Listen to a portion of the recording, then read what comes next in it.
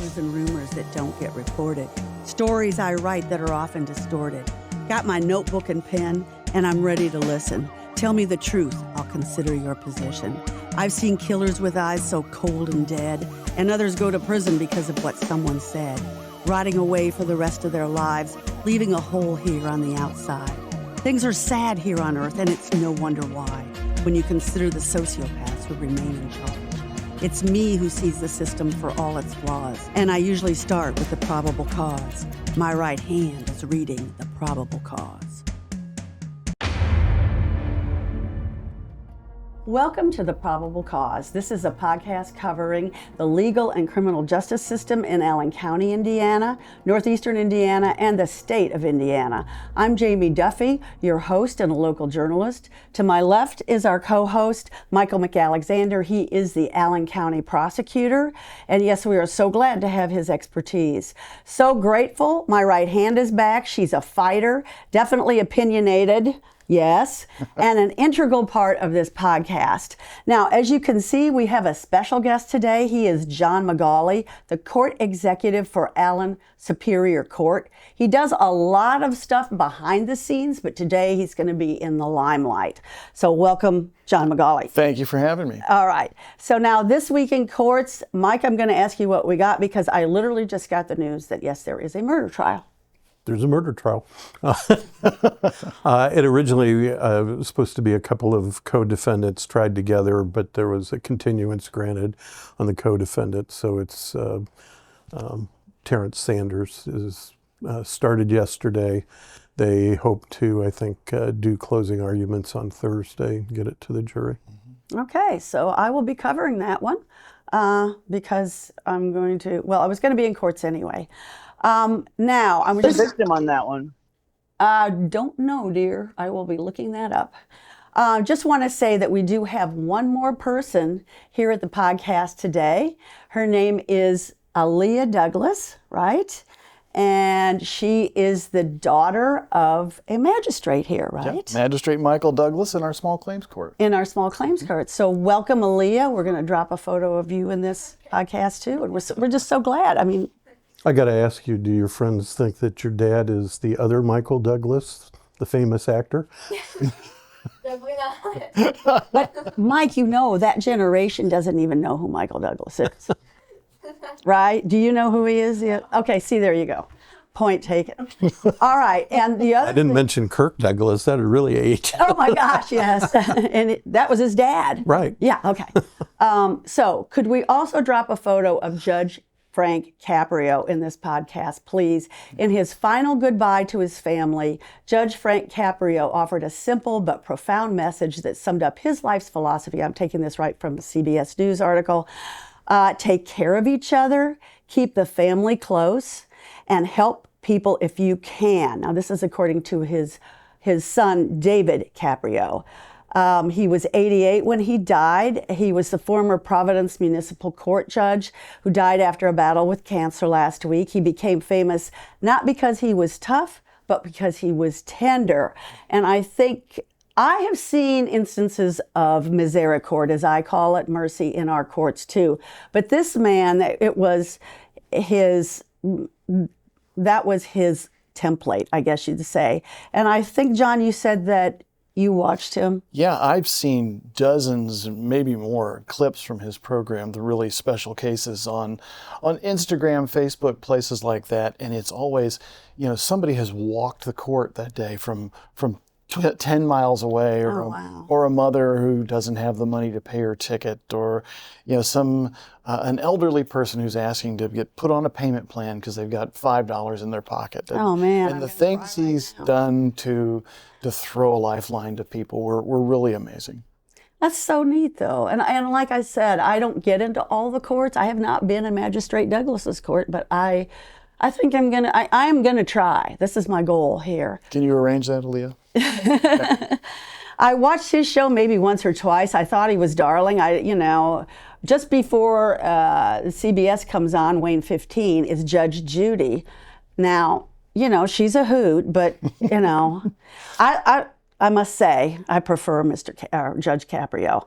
The other thing I wanted to bring up, because John and I are both journalists, he was working for newspapers for 10 years before he became a public servant, as they say, is that sadly, 5 journalists were killed in Gaza yesterday. One worked for the Associated Press, another one worked with Reuters. It doesn't matter who they worked for. They were supposed to be a protected status. And this just sent a chill through my bones. I was going to say to John, I wasn't sure how many years he'd spent as an underpaid journalist. All of them. All of them, yes. It turns out it was 10 years. Yep. But tell me, because we've discussed this right before the podcast went on, did you ever feel endangered or threatened as a journalist on the job?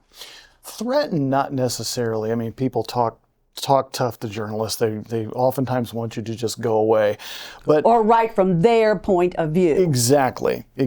Right. But, I covered the police and fire beats most of the time that I was in journalism, and was on more than one crime scene where I'm standing around talking to people in the law enforcement agencies and people like Mike, and all of a sudden the assailant that they haven't found yet is shooting. Oh, God. So, I mean, you're hearing gunshots going off nearby in your general direction. But the scariest thing I ever saw was a lot of people who've been here for a long time will remember the Bowser Avenue tire fire. Okay. Do you remember what year? That was 1997. Okay. Yeah. And I was one of the first journalists on scene there because it was Labor Day weekend. There weren't a lot of us. Did we say who you were working for? I was working for the Fort Wayne News Sentinel. There you go. The dearly departed afternoon newspaper. Yeah, that's okay. And thanks to my own personal car and a kid who threw me on the back of his moped to get around the traffic jam, I was one of the first to get down there just in time to be way too close to it when part of the building collapsed. So Bowser Avenue tire fire, the former headquarters of the Fort Wayne Police Department. Oh, so it was way too fast and way too close.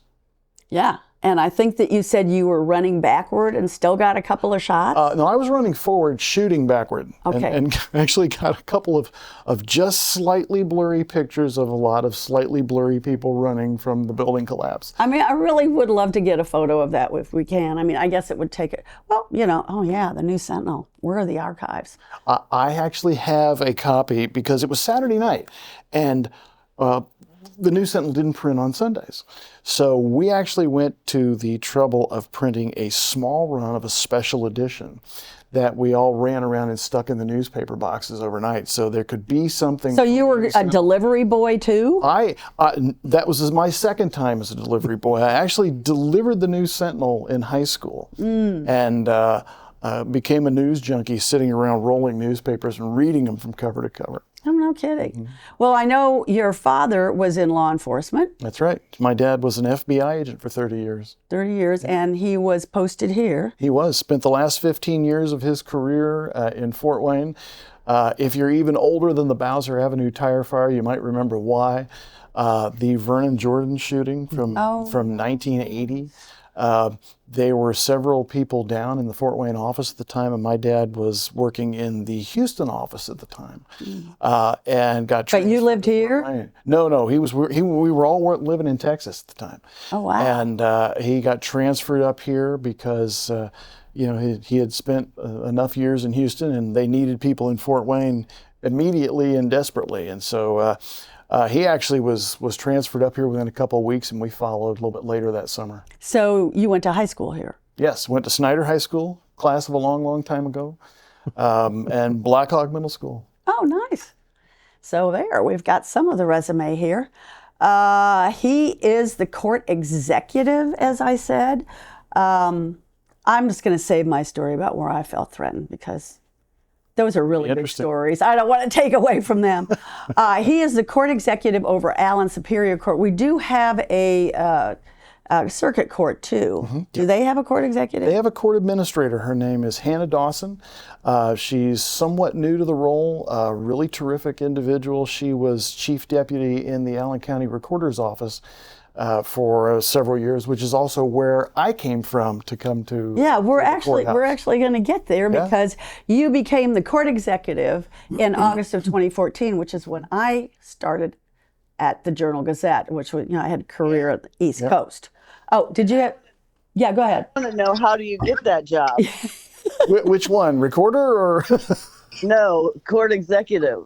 You know, A certain degree requirements or in my case, path that you have to follow? in my case, it was a management skill set because my job involves everything but the law. Yeah, I'm the HR guy and the budget guy and the logistics guy, and it was really just a matter of in my case, a history of good management, or so I say. It was just the things I was capable of doing. A lot of work in electronic records and e-filing in the courts was coming down the line at that point. It was about 18 months after I got there, we implemented it. And we had done a lot of that in the recorder's office. So it was just a confluence, in my case, of what I was good at and what they needed at the time. The next person may have a different background. The next person, huh? So there you go. Get your resume together. Yeah, exactly. The court is the chief administrative officer of the Allen Superior Court, directing all, as he said, administrative functions. That includes court operations, public information, and I know you send out a lot of emails to the news media, budget and personnel matters, which to me would be a total headache. You would be better at that, my right hand. And then you... when you were the recorder, you were elected in 2006. That was the first of your 2 terms. You specialized in consumer protection, increasing customer service, decreasing turnaround. Now, what would that be? So, and this is vitally important when it comes to realtors and land records and banks and places like that. When I took over, if you brought a deed or a mortgage into the recorder's office that day, you were getting them back in about 60, 65, 70 days. Holy. We turned that down to a day or 2. That's amazing. At the beginning of the week, it might have been a 2-day turnaround. At the end of the week, it was probably a 1-day turnaround. So people were getting their. Did you have to hire more personnel to get that done? No, we actually dropped headcount quite a bit. I was going to say, I just did some title work not long ago. Yeah. And we had it back like within 3 days. Yeah. So did you cut out some steps that were necessary to get it? We made everything vastly more efficient. At the time, the recorder's office was all paper all the time. You could do a little bit of electronic researching, but the first thing we did was put 6 million pages of documents online. Well, that must have taken forever. It did not, actually. We turned the key on a new system that allowed you to record and search and print online, and got our first big batch of documents out there by Thanksgiving. So, 7-8 months. And so these were all historic. You could. We kind of started from present, started working our way back. Wow. And the current recorder, Nicole Kiesling, is still doing that. So they're still building that library of historic documents back to the beginning. So. I'm going to interrupt just No. a second because John also had one of the greatest political commercials of all time For recorder? Yes. for a recorder. Oh, we got to get you a would hold of like that too. So, and it is a scream. And I'll tell you, I've run for office 3 times. Okay. And never once run a serious ad. They've all been spoofs of attack ads. One was, the one that Mike's talking about was a spoof of an attack ad. The guy was attacking me because I wanted to be county recorder but couldn't play one. And then it's followed by this horrible screechy recorder-like sound. And I'm like, well, hang on, that's not what the recorder does. And the guy goes, the best part of it was the guy at the end goes, well, now I feel bad. And then the big music comes up and it's John McGauley makes people feel bad. I'm like, hey, that's how it ends. But Did you actually you had an opponent, I'm taking? no, not in the fall. I did have one in the spring, but I didn't have one in the fall that year. But In the spring you had one. I did. No, in the primary. I'm sorry. Flip that. Yeah, okay. Not in the primary, in the fall. I did have I'm sorry, I got that backwards. But, I'm just having fun. And all of a sudden, the night before the election, my dad and I are out putting out campaign signs, and he gets a call from a friend of his in Indianapolis wanting to know why they're playing my commercial on WIBC down in Indianapolis. And it's their night before the election, big show. And is that a radio? Listen to this thing. Yeah, Okay. it's a news talk station in India. Oh, okay.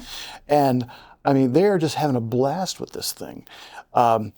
I'm cleaning my house on New Year's Eve that night, and Indiana Week in Review starts talking about this hilarious ad from Fort Wayne.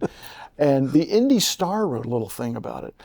I think people find political advertising so hideous in general. Yeah, they just Any break from it, and bland. I had run for office once before. I ran for Fort Wayne City Clerk in 2003 and ran another goofy ad that I think was even funnier, but I lost that year, so nobody remembers it. It was an action movie trailer spoof. Action movie trailer spoof. How many people were in that one? 2. Just 2. Who was the other one? Me and the other guy. Me and the movie voice, the movie trailer voice guy. and we recorded this thing standing side by side in a booth down at a recording studio in Indy. And I don't know how many times we lost it during the recordings and had to stop and start because this thing was so funny. But I lost that race, so nobody remembers it. And just like Mike, everybody remembers the recorder ad because I won. That's great, though. I wish more people were that creative. And if I ever do it again, I will not run a serious ad. Well, good. When it comes to campaigns, it's like I think some people literally turn their TVs off, which is a shame because they should be watching the local news, not just to support the local news, but I know my old station, Wayne TV, I had some guy come over to my house last night and he said, on Covington Road, if you keep going, you're in Whitley County, and there's a farmer out there and he wants to change his zoning from agriculture to agricultural production, and it's going to be a CAFO. And I said, yeah, I know. Didn't you see that on Wayne TV? Taylor King was at that meeting. No, I didn't, is what he tells me. So that's why you should watch local news. And of course, watch our podcast too. My favorite story about that commercial was my opponent was a really lovely man. His name was Herb Summers. And Herb what? Herb Summers. Okay. And Herb and I were at a candidate forum one night. And he's the first one that gets to get up and talk in the very prestigious recorder's race. And he goes, I knew I was going to have a rough day today when my alarm clock went off this morning and John McGauley's radio ad is playing. Oh, gosh. But yeah, and some of my friends, the first time they heard it, took offense to it because they thought this guy was legitimately attacking me. And they'd listen for a couple seconds and go, oh, okay. Yes, now it makes sense. You must have had the reputation that preceded this. I hope so. Yes, okay.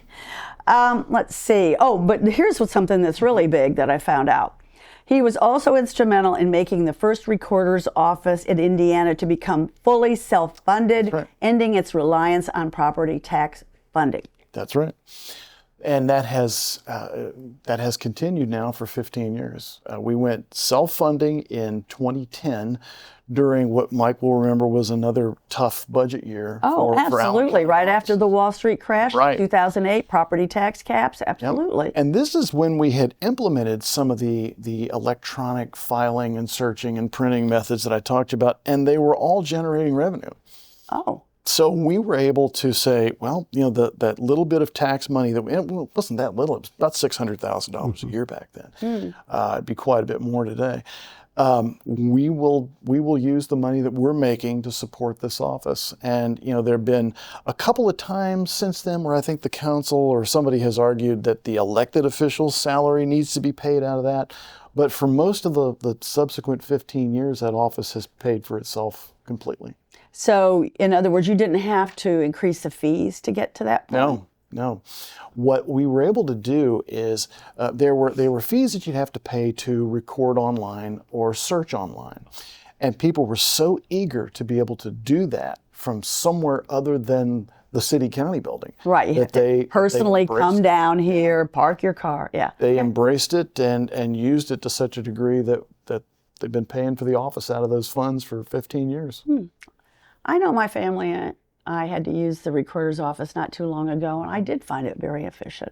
Good. So prior to 2006, when he did become the Allen County Recorder for the very first time, he was Allen County's Director of Public Information. Right. So you moved from the News Sentinel to that position, I'm just guessing. Brief, sort of. I actually, in between the News Sentinel and there, I worked for Mayor Helmke for a couple of years. Oh, okay. And had a brief foray off into public information and internal communications was what it was called, out at North American Van Lines before their merger with Allied Van Lines in the late 90s. I found that moving and storage was not as riveting as I had hoped it would be, and came back downtown. I was going to say, I mean, a lot of journalists end up having to pay their mortgages, right? And they go into corporate communications. But like my husband always said, is like, what do you go into? Yeah. You know, is there a cause that you could fight for and, you know, make a little bit more money? So yeah, you're right. So you joined the public information, and I guess so you were a spokesperson for the commissioners. The Allen County Board of Commissioners. Right. And we did a lot. We got the county, we got Allen County online at the time. There wasn't much of a web presence, but the best thing I think I was responsible for there was getting them on TV. Oh. We started the public access broadcast of commissioners' meetings, and then a couple of months later, council meetings on what remains Allen County Public Library public access. I like it when they're on Facebook. You could just plug in on Facebook and see it. Our first scheduled air date for a commissioners meeting was September 12th, 2001. If you'll recall, there was a lot bigger news that day, and so we decided to wait a week. So we need to tell young people who are in the podcast right now what happened on September 11th, 2001. She probably might not have even been. Yeah, I'll bet she wasn't even born. Yeah. So yeah, September 12th. So tell me, John, did that take place? No, we didn't. We waited a week. We waited a week because we'd put a lot into it, and people's minds were justifiably way somewhere else. Oh, yeah. And we decided to wait a week. Yeah. Good move. Absolutely. Probably had better results because of that too. Oh, yeah. I mean, I assure you, nobody on September 12th, 2001 was watching public access. Yeah, and how did they actually see it? Did you have to have cable TV in order to see those meetings? Yes. Yeah, it was broadcast on Channel 50. I believe it was Comcast Channel 58 back then. It might have been another one of the channels. I think Comcast 58 was City TV. It was between we were somewhere 53 and 58. Yeah, we were probably between a blackjack tournament in a church basement and somebody's cooking show.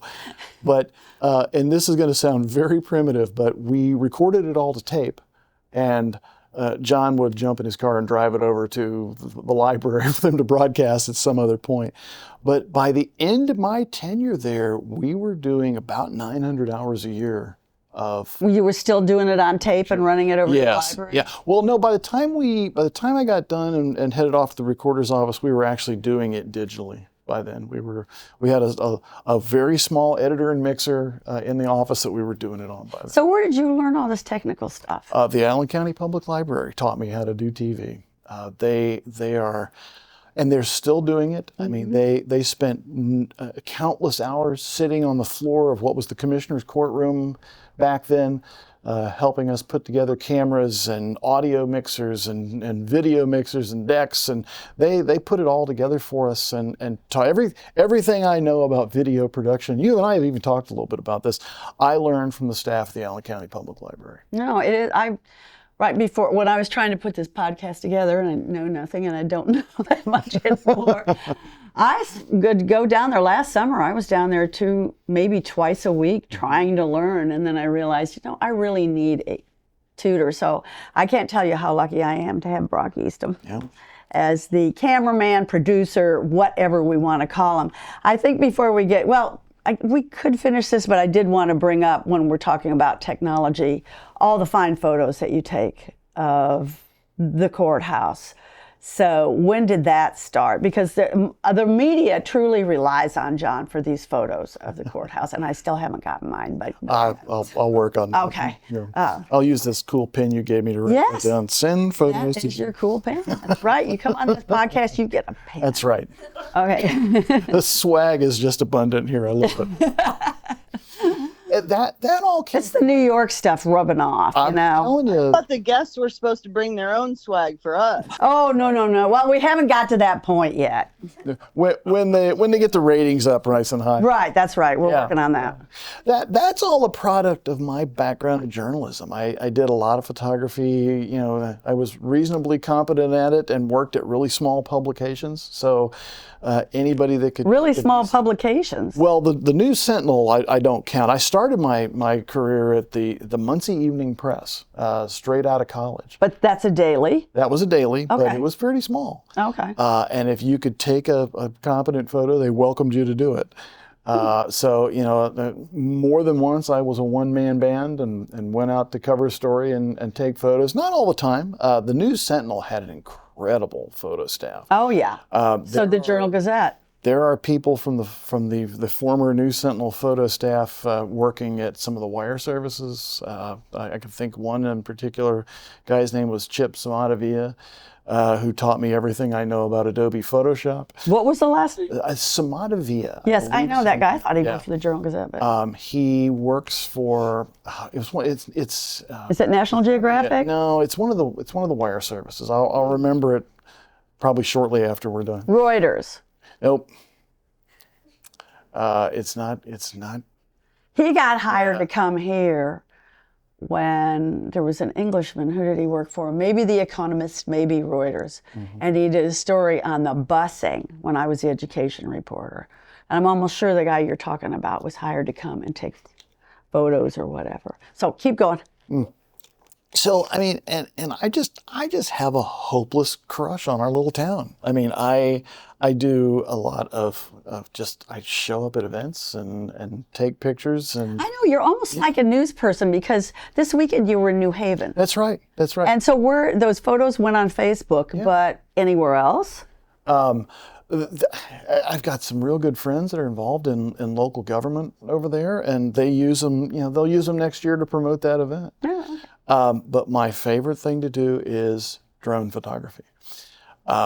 Years ago, I had a friend who was also an employee. He was an IT guy at the News Sentinel, who was also a pilot. Oh. And we would go up and fly. And it was the first time I'd ever seen Fort Wayne, Indiana from the air. That must have been neat. Especially at night. This place is just pretty. It's really pretty under the lights. And it's gotten even prettier, I suppose, with the downtown. And a lot of what I try to do with drones in particular is show people the big picture, that this place is pretty, it's impressive, and it's worth bragging about.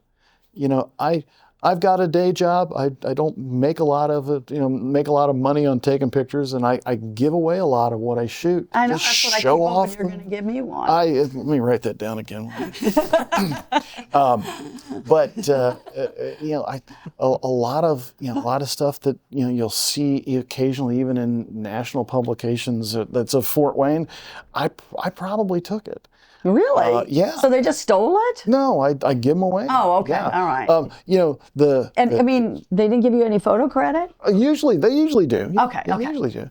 But I got a day job. It pays reasonably well, so I do it to show off our town. And My favorite one is is she Lady Justice or Lady whatever on the top? Lady Liberty. Lady Liberty. Yeah. Lady Liberty on the top, but she's sort of like a winged Greek figure in a way. And she's on the top of the courthouse, and when he takes it at night with where does that light come from? It's usually the sunset. Okay. Yeah. Okay. Boy, I was thinking what you could do if you had somebody turn the city of Paris over to you. You know, with all the fabulous. Challenge accepted. Yes. Let's get John McGauley over to Paris, which is If anybody's watching. where you were this summer. Yeah, we were in England, Scotland, and Wales Okay, so on my daughter's high school graduation trip. Yeah.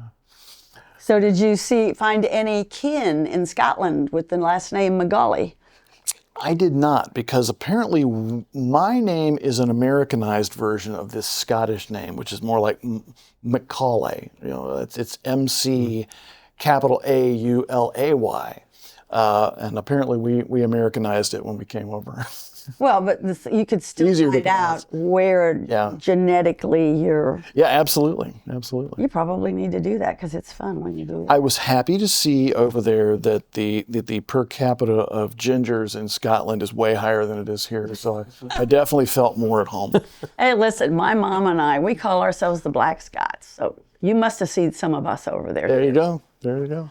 So that was something else I was going to bring about. But back to his job, because I know my right hand is saying, this is such a cool job. And she does love the law. And she'll fight over it, too. She hasn't fought with me today, but she will. Court executive supervised court staff. That must be fun.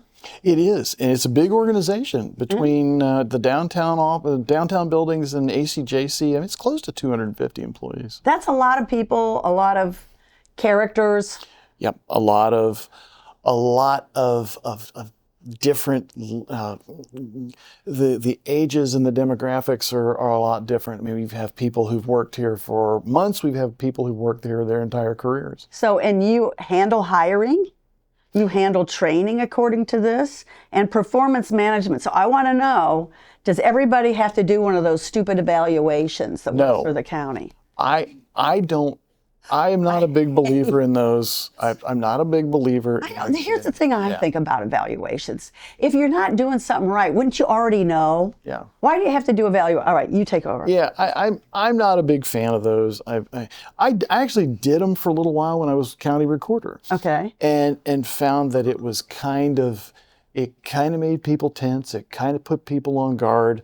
The ways to keep those fresh, I thought were kind of you kind of had to invent a fresh way to keep them fresh, and to make them meaningful. It was just kind of a struggle. I think the corporate world is totally bogged down with those. We stay in touch with our people. We make sure that we have pretty open access to the public. Most of those calls flow to me. If somebody has a problem with one of our employees, I get the emails, I get the website contact forums, I get the phone calls, they flow to me. So, it doesn't take us very long to figure out if something's So how long do you figure with your job? I guess it's pretty much 8 to 5 or whatever it is every day. How much time do you think you spend on dealing with, HR things? people, half. Half of it. That is a lot. Yeah. Oh boy. No wonder you like drone photography and Lego. Can I bring up Lego? Yes, you can. Okay, tell us about Lego. I'm not a giant Lego person, but the one of my little niche interests is space flight. Anything that leaves the planet is my jam. Would you go up in one of those? Yes. I would not. Yeah. Well, I'm old enough now that if there's a little bit of risk involved, that's okay. Okay. But Lego has started putting out some really remarkable space flight models, and I just finished one that was absolutely ridiculous. If you remember, when the program was still going on, they would tote the space shuttle around all over the country on the back of a modified 747. What program's still going on? The space shuttle program. Okay. When that was still going on, they would tote the space shuttle around the country on the back of a 747 because it couldn't transport itself unless it was on the back of a rocket. Okay. But if you were, if you landed it out in California or you had taken it to the shop for modifications or something, they'd throw it on the back of a 747 and take it back to Florida. Well, those sinister So, people. I mean, you were going down the highway on a 747. I can't picture this. No. You're flying. Yeah, they'd You're fly flying. it. Yeah, they'd fly it. Wow. Yeah, they'd fly it across the country. And I wish I could see that. Okay, as go if ahead. they hadn't had enough of my money already, Lego put out a model of the shuttle and the 747. Oh, neat. And I swore for about 3 days I wasn't going to buy it, and then went and bought it. How much did it cost? Well, this thing was Can I guess? $150. That's all? I think so. Yeah, I think thought so. you were going to say I 1,000. may be wrong. No, not that big. He is a And public employee. This, And but Legos aren't cheap because This- I this bought them in thing- my time for my this son. thing is only slightly smaller than the real thing.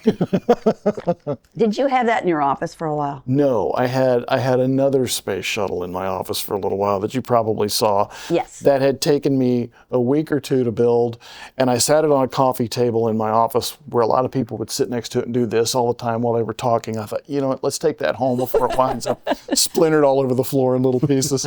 That's right. Do you ever build anything with dominoes? Mm-mm. Okay. Nope. That would be. It's rocket Legos. That's pretty much my niche. I do have a thing for Playmobil because they had the 1910 house, and I don't know. At one point I had that doll house because I love things in miniature, but no, my kids got the Legos. All right, so we got through the evaluations, which thank you for not making Yeah, people I'm not go a fan. through, because we did have to do it at the Journal-Gazette, and I was always trying to come up with creative ways because they say, what are the 3 areas where you can improve? And I'm just like, because they turn around and use that against you.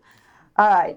So you, as the court executive, also assist judges with personnel decisions within their specific court. That sounds mega.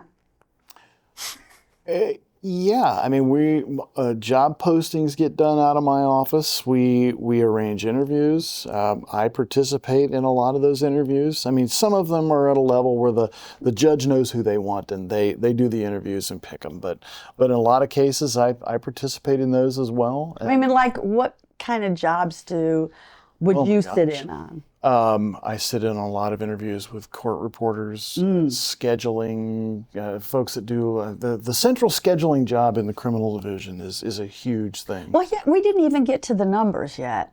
63,000 cases. 63,000 new filings in our court just in 2024. And if it tells you the scope of the job, I mean, we are, I believe it was the number 3 most overutilized court in the state. They did a study in 2024 that compared the number of judicial officers in a county to the number of cases they had. Are you talking about weighted measures? Yeah, weighted caseload. Weighted measures. I feel like I should write a song about that. Maybe that's my follow-up. Weirder things have wound up on the radio. You should get it. Will you help me? Yeah, sure.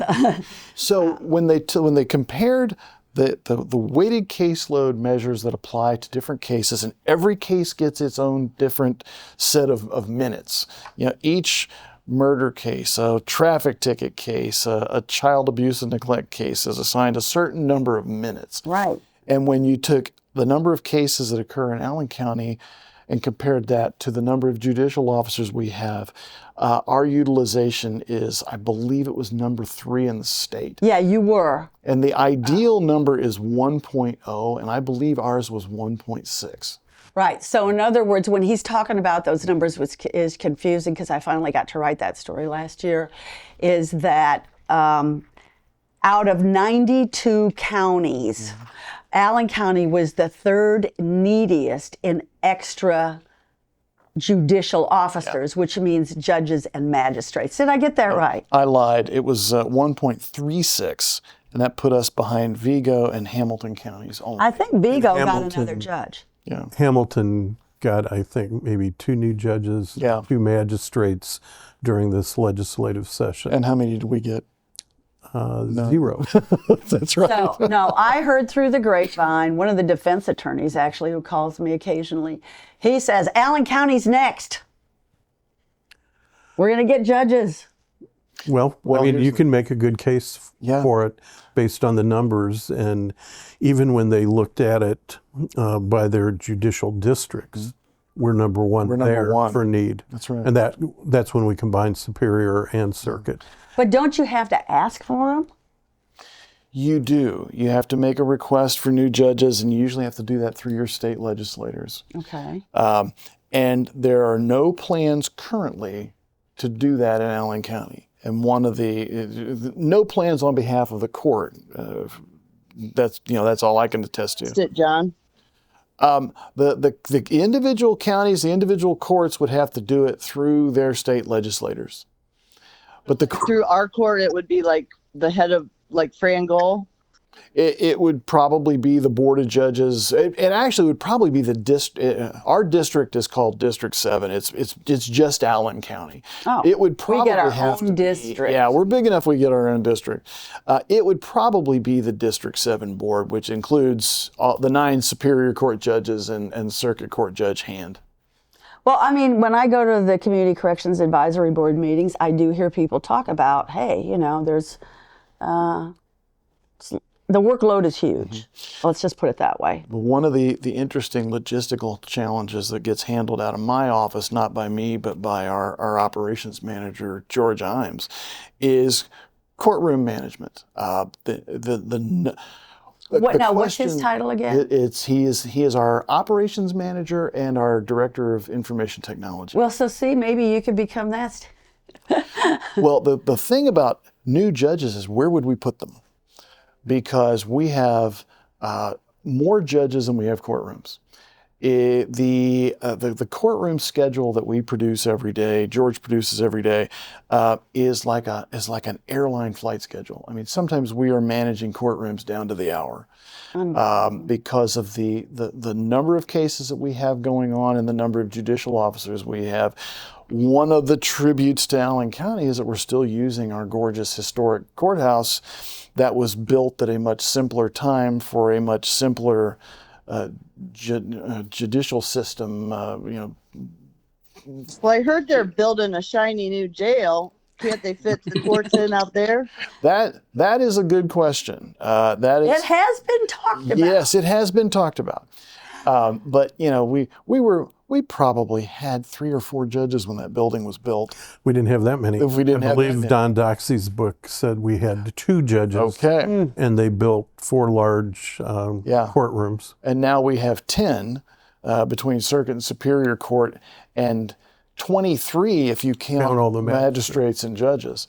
So, and we have 3 buildings, I believe 16 courtrooms and 23 judicial officers. So you've got it, the courthouse, and then you have ACJC over on Wells, so that has a courtroom. Misdemeanor and traffic. It has, okay. Oh, and then you have over on Superior Street, you have, well, you just tell me. Yeah, we've got the downtown buildings are obviously the courthouse, the main courthouse, the big, beautiful building everybody thinks of. The Bud Meeks Justice Center at the corner of Superior and Calhoun, and on the catty corner across that intersection, the courthouse annex. Used to be the election board offices and the highway department, but now small claims court.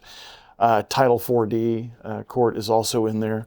And then out on Wells Street, you've got the Allen County Juvenile Center that has actually 4 courtrooms. They have 3 judicial officers out there and a spare, which we occasionally will use if things get particularly busy. No kidding. There is a spare courtroom out there.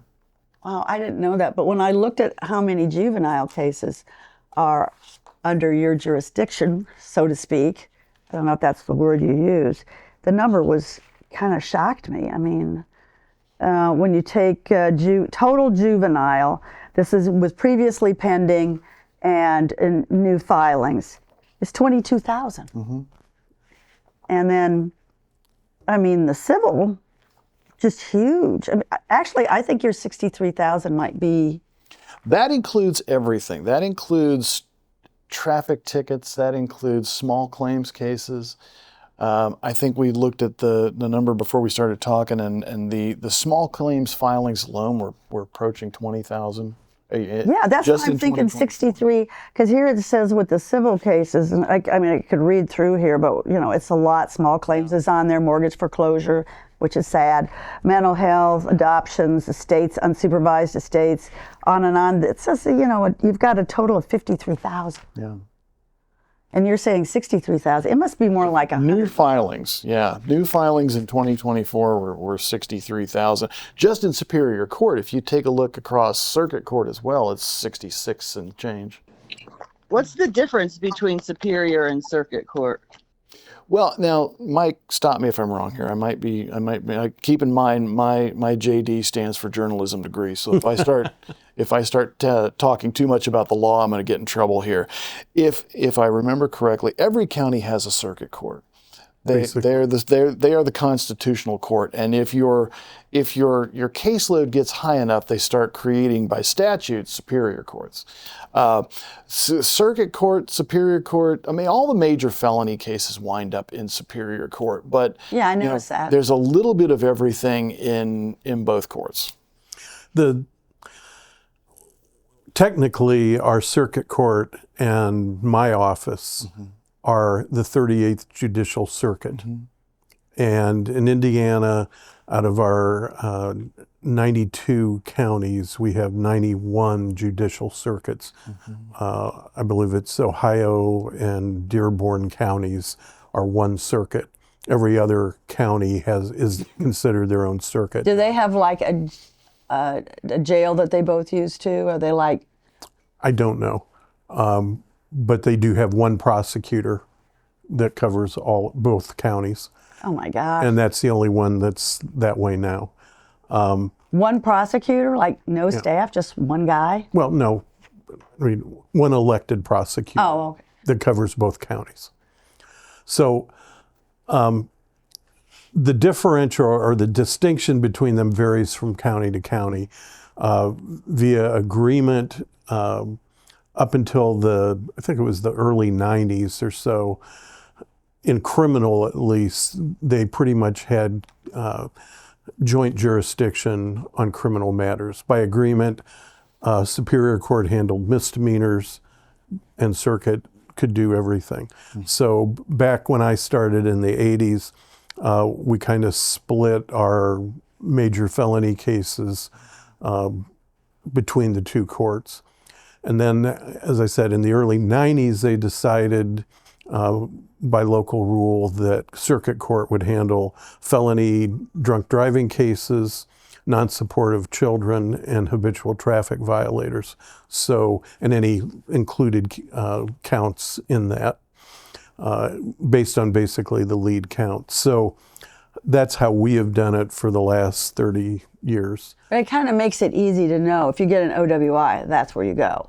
Well, although OWIs with injuries wind up with you in the criminal court. Right.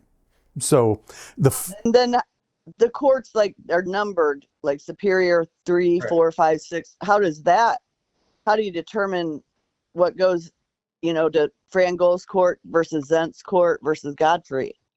They have a distribution plan that its current operation is murders in 1 through 5s are split generally between Judge Gull and Judge Zent. Then drug cases and level 6s are primarily to Judge Godfrey, except 10% of the 6s go to Judge Gull and 10% go to Judge Zent. Really? It's our caseload allocation plan, and we have to review and revise that every 2 years to make sure that our courts are as balanced as they can be, so there's no big bubbles. That does sound like. But all of our criminal judges are very high on the weighted caseload study. Oh yeah, yeah. And this goes into. And don't forget chins too. Right. They're really, I mean, from what I'm hearing, there's like, I don't have the weighted measures in front of me, but they're.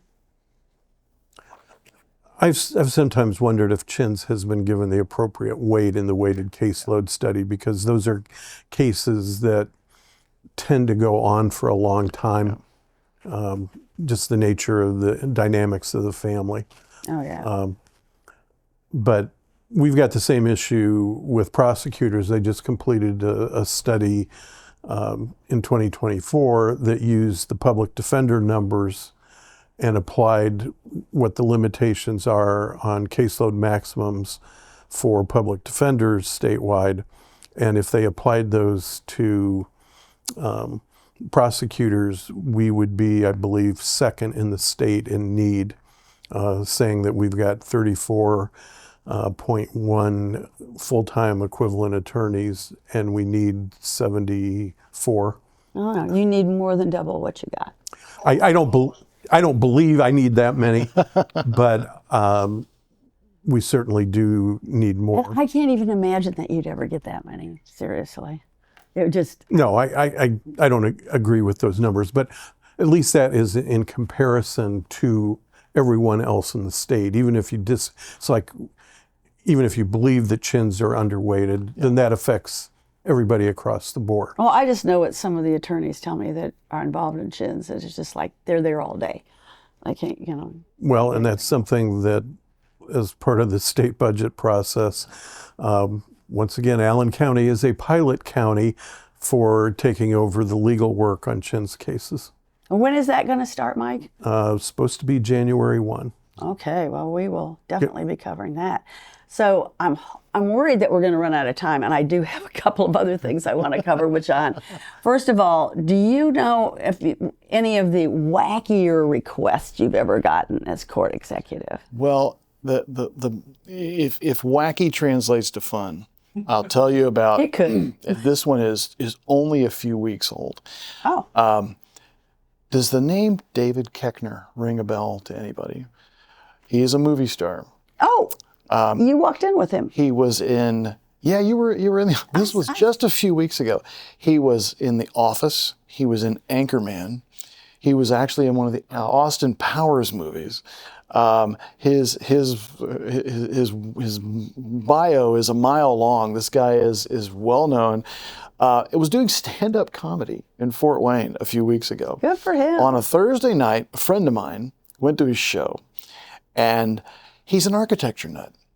And he's staying at the Bradley downtown and starts talking about how pretty our courthouse is.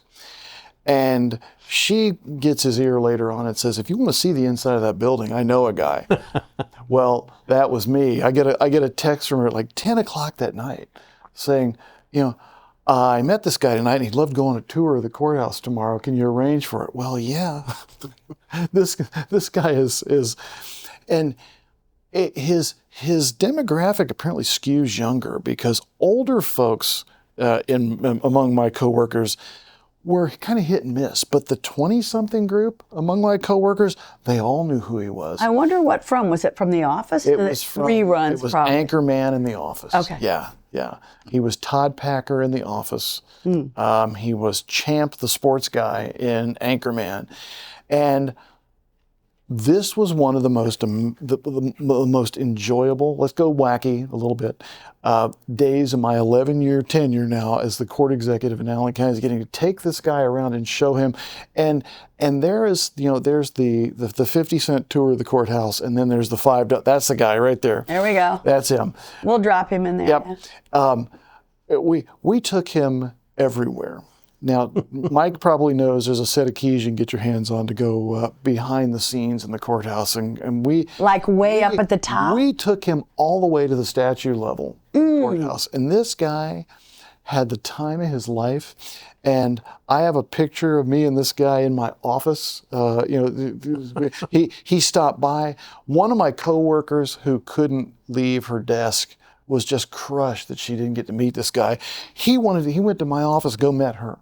Oh. This was one of the most enjoyable, decent, nice men I've ever met in my life, and that's not usually what you run into when you deal with celebrities. And this guy was a delight, and I heard from people I hadn't talked to in years. why are you on Dave Keckner's TikTok feed today? Wow. Could we get a picture of that? Well, I saw him because I turned around. I can't remember what the court was. And of course, he looked kind of Hollywood. Yeah. You know, he had a hat on and, not your typical person walking into the courthouse, right? And so I remember asking him if he was an artist or something. And then he said, oh, he was an actor and everything else. So yes, I saw him that day. And he looked like a fun dude. My other question here, before we run out of time, is I wanted to name the networks that you've entertained walking through the courthouse. I came up with 4. We have dealt with them all, especially over the last couple of years when the Delphi case landed in our court. We have most recently worked with CBS 48 Hours, CBS News 48 Hours, Dateline NBC. Court TV actually did the first and so far only live broadcast from our courthouse. It didn't last very long because the hearing ended quickly, but it did. They were, I remember. They were really easy to work with and really nice people. ABC, NBC, CBS, they all got involved in the Delphi case. The UK Guardian. No kidding. We talked to media and social media folks from all over the world about So the UK Guardian, Yeah. Did they actually want to bring in a camera, a video camera? They never made that request, but they wanted access to documents. And we did a big release of documents at one point in the case. And I thought, there's a few people out there, the true crime aficionados will eat this up. Within the first 10 or 15 minutes, crashed our website. Oh my God. Because the demand was so high. I mean, I thought, this thing will get viewed a few hundred times today. 6,000 times in the first day. Wait a minute, can you tell us the website? It was the Allen Superior Court website. Oh. Yeah, crashed and burned it in about 10 minutes. We got it back running again, moved that big file to somebody else's. I think we had to move it out to Google Drive to support the demand. But tens of thousands of times. We gained 1,000 followers on our Twitter feed in 2 days, on our Twitter page in 2 days. Awesome. I'm sorry, X. We had 300 people that followed our Twitter page. And then a couple of days after the release of these documents, we had about 1,300 or 1,400. So the true crime aficionado group it's huge, grossly underestimated until you get your first experience to work with them, and that was our experience. That kept you very busy. But I can tell you one more funny story if you want. Let's have another funny story. Not all of our national media exposure was because of the Delphi case. You might remember Judge Bobe got involved in a case involving a restaurateur here in town, and this came down to a part of the discussion in the case came down to the status of tacos versus sandwiches and the definition of tacos versus sandwiches. What is a sandwich? And that was relevant because within the lease agreements, there were limitations on what kind of shops. Usually, you don't want 2 of the same type of businesses in a strip mall. I wound up talking to the Washington Post and the Today Show over the definition of tacos versus sandwiches. Wonderful. And this is what we Americans should be completely consumed with, really. We were on Barstool Sports one day talking about definition of tacos versus sandwiches. And my favorite, if I can read this, and this was the prepared quote that I sent to NBC News, the Today Show, that I wound up having to hear parroted back to me for weeks afterwards. Our court has been wait for it. The punchline's at the end here. Okay. This is I'm a dad, and this is a dad joke. Our court's been involved many times in cases that put it in the national spotlight, but this is the first one that sparked a national discussion of food, namely what constitutes a sandwich. We spent a lot of time over the fall and winter on court TV, and now we're being covered by Barstool Sports and this morning on the Today Show. It's serious business to the parties involved, but the conversations surrounding this case have been a nice change of pace. This case would normally provide the ingredients for some meaty food puns, but we won't go there. Oh, yes, puns. We cannot live without puns. Wasn't Shakespeare good at those, as I recall? But was he that good?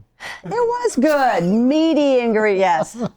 I can remember when Judge Custer was sworn in. Somebody cracked a joke about what is a sandwich, so. But it was Judge Bobay. And I think I covered part of that trial because I know I can remember, and I think his taco business is actually open now on West Jeff, but don't quote me on that. And the one thing, among many things that I love about Judge Bobay is he openly invited me to have fun with this one when dealing with the media. So excellent. I mean, you really, there's nothing wrong with a little humor. Not at all. We could actually use more of it this day. But anyway, does anybody want to have the last word or the last rant? I always offer that. I think I've talked enough. I would just say that John's been doing this now for a little over a decade. It is a tough job. He's got 9 bosses that tend to be pretty strong personalities. Yeah. It's kind of the nature of the job. And you can say can at times be a little bit like herding cats.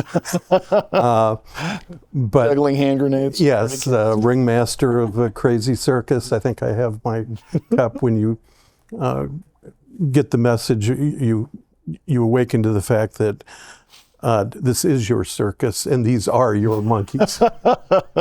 So I like that. it's a delicate balance to keep all of this spinning and functioning well. And I think we've kind of described some of the problems we have both in personnel utilization, space in the courthouse. We are up to facing some significant issues along with, I think as your right hand said, what's going to happen with that jail, what's going to happen with the courtrooms that are at Meek Center. Are they going to be continued as courtrooms? Are they going to move out there? Or are they going to move somewhere else? So those are all going to be decisions that I think are going to be important as a community that will get made in the next probably 2 to 5 years that will impact us, just as the building of that courthouse 125 plus years ago has been an anchor for downtown in this community. The decisions that are going to be made in the next few years are very important. So it's good to have people in place that are good stewards of that public trust. So thank you for your work. Oh, man. We're probably going to have to open up another courtroom in a bar like they did in the Revolutionary War days if we don't come up with some solution. I don't know that we'll quite go there. We'll get out what was it they smoked? They smoked those clay pipes. I've been to Williamsburg plenty of times. Not recently, but it was sort of a family. Wherever this is, I want to move my office there. Oh, yes. Yeah. How about if we have a courthouse in Mercado? Speaking of tacos. So anyway, we're so glad that the court executive, John McGauley, joined us today in the podcast. I would like to encourage you to go to our Facebook page, The Probable Cause. Listen and see us on www.theprobablecause.com. You can also listen on Spotify and Apple if you're driving in your car and you wish to hear The Probable Cause. So for now, thank you all and goodbye. This episode is filmed and edited by Frosty Pictures. The Probable Cause is produced by Maumee Media.